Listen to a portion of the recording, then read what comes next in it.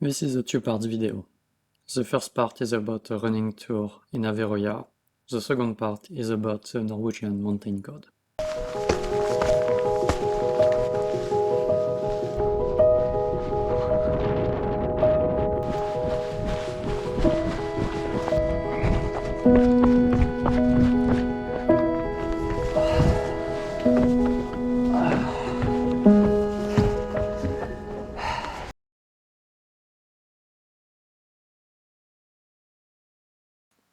Averoya is an island located on the Norwegian coast between Kristiansund and Ålesund. It is best known for the Atlantic Road that we will cover in another video. A nice way to explore the area is to go for a run to Meknoken, which is the highest point of the island.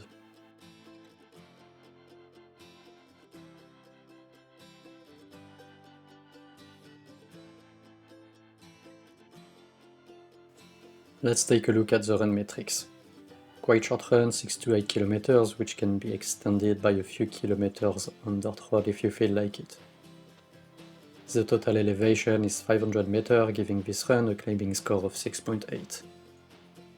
The track is going through forest, low mountains and Norwegian moors. On the technical side, there are some slippery parts, the path is disappearing from time to time and there is one steep climb. The track starts at a parking lot which can be reached easily from the main road crossing the island. In order to do so, you have to go through a bomvei. A bomvei is very common in Norway. It's some kind of private road, and in order to use it, you have to leave between 20 to 50 kroners in a small wooden box at the start of the road. The trail starts at the parking lot, and after passing a few old cabins, you start right away to climb in the forest.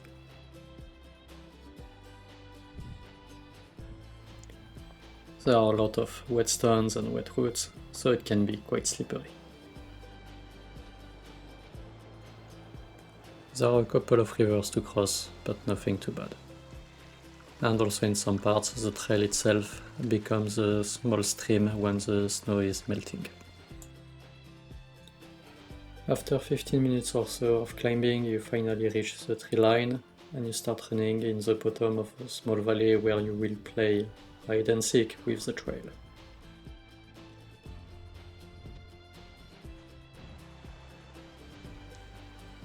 At the end of the valley, you will reach a steep climb. The climb itself is not very difficult, but it can be quite slippery with the snow, mud and wet vegetation.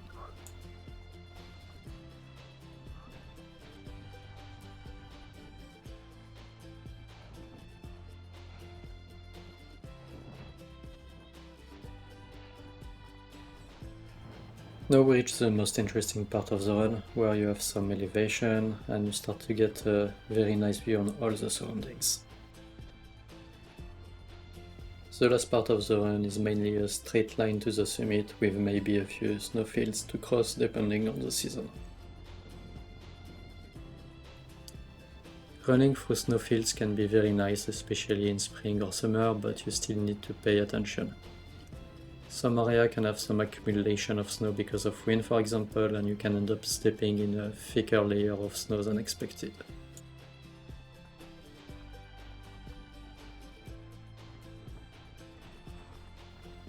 And you can also find some leftovers from the skiing season.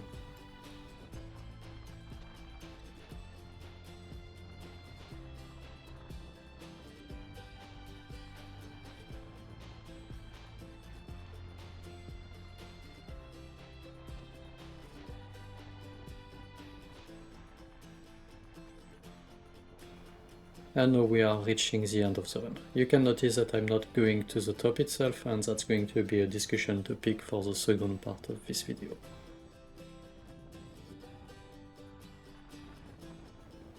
You can find a link to the GPS track in the description of the video.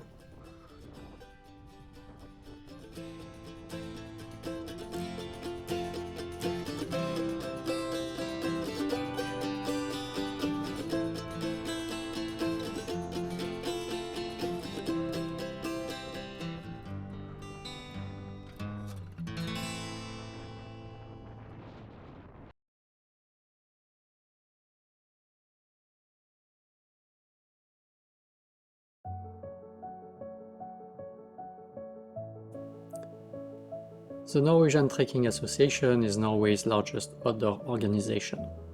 It was created in 1868 and has close to 300,000 members, so that's nearly 10% of the Norwegian population. Member associations own more than 500 cabins and maintain 20,000 kilometers of trails for the country. Together with the Norwegian Red Cross, they are publishing a number of advices for people who are planning to spend some time in the mountain in Norway. The current version has been updated in 2016. These rules are relevant for anyone who is going to spend some time in the Norwegian outdoors, like hikers, skiers, and of course, trail runners. Let's take a look at these rules. Number 1. Plan your trip and inform others about the route that you have selected. To help you prepare your trip in Norway, there are two good apps, UT.no and Norgeskart. UT provides a lot of information about tours and their difficulty levels. Norgeskart gives you access for free to topographic maps. Before your trip, you can download the maps on your mobile for an offline use. This is extremely convenient for areas with low 4G coverage. Number 2. Adapt the planned route according to ability and conditions. Even if you have a specific objective that you are trying to reach, you should take in new information like your physical shape or the change in weather conditions and evaluate if it is still reasonable to aim for your original goal. Number 3. Pay attention to the weather and the avalanche warning. Here.no and Varsom are two very good websites to help you with the weather forecast and avalanche conditions in Norway. Number 4. Be prepared for bad weather and frost, even on short trips. As in most mountainous areas, the weather can change really fast. It is common in Norway to underestimate the mountains based on their elevation, but a 1000-meter summit in Norway might have the same weather condition as a 3000-meter summit in the Alps. Number 5. Bring the necessary equipment so you can help yourself and others. When running, we have the tendency to pack light, but for a long trip in the mountains, you should have some minimum equipment like a survival blanket, enough calories, and maybe a whistle. Number 6. Choose safe routes. Recognize avalanche terrain and unsafe ice. This is especially true in spring when the mountain becomes accessible again, but are still packed with snow. Snow ridges, for example, can be pretty nasty. Number 7. Use a map and a compass. Always know where you are. In addition to a map, you can also download offline maps on your phone and a GPS tracks on your watch. This can be very helpful. It is very easy to get lost in the Norwegian nature, as paths are often not very well marked. Number 8. Don't be ashamed to turn around. Number 9. Conserve your energy and seek shelter if necessary. There are a lot of cabins a bit everywhere in Norway. If you are caught in a storm, do not hesitate to go in one to find shelter. Especially if you are running and get wet, as soon as you stop running, your body temperature will drop really fast. Let's take a look at a short case study. As mentioned in the first part of the video, I decided to turn around before reaching the summit I was aiming for. I was at the feet of the last uphill, and even though it doesn't look too far, it would have taken me roughly 20 to 30 minutes to go up there and back. Some dark clouds were coming fast, and it was already quite windy where I was located.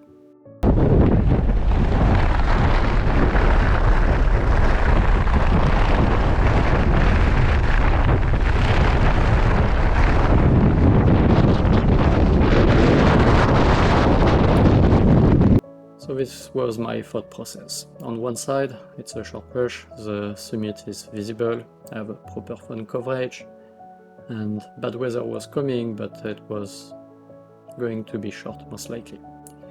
On the other side, the temperature was quite low, below 5 degrees, and the ground was quite wet and cold. I had some steep, slippery, wet part on the way back. I was missing some of my usual safety gears, so no blanket, for example. I was alone. So I decided to turn around.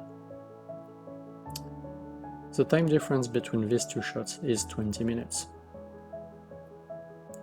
So at the end I was happy with my decision. I had quite cold feet when reaching my car, and another 30 minutes of running in near freezing terrain would have started to be problematic.